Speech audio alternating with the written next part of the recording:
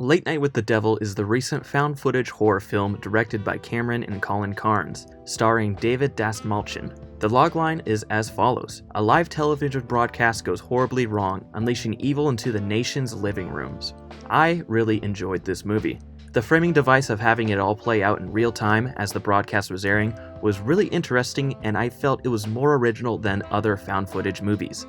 It made this movie feel like you were watching live theater to some degree, which gave it a really cool vibe. With this framing device, it means that the film is really limited on what it can do, but I think that worked in the movie's favor. The filmmakers were still able to build really good tension and suspense throughout, which had me sweating in the theater.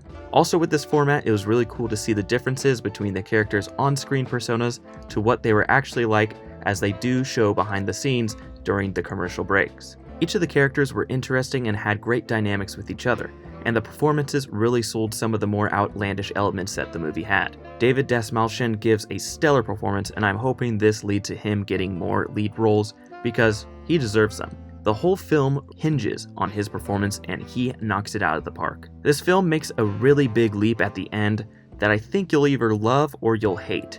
It's really asking a lot of the audience, but for me personally, I loved it and I thought it stuck the landing. I have a feeling this movie will slowly get the reputation as a cult classic, because there's so much to dissect and argue about with your friends, as you can really pull away different points of view on what happens at the end of the movie. Now I want to address the use of AI in this film. If you haven't heard, this film used AI to generate several images that are used as the broadcast cuts to a commercial break several times. I have conflicting thoughts on this matter.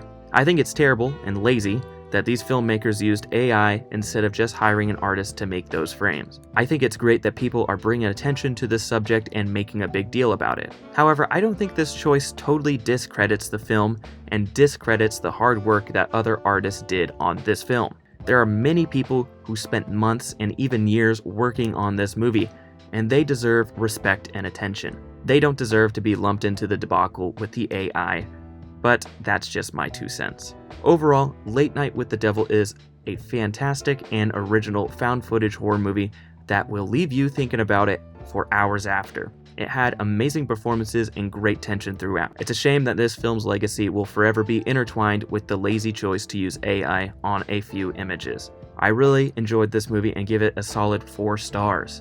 Would have been 4.5 if not for the AI. This has been Tom from Eisenhower Productions, and thank you so much for watching. See you next week.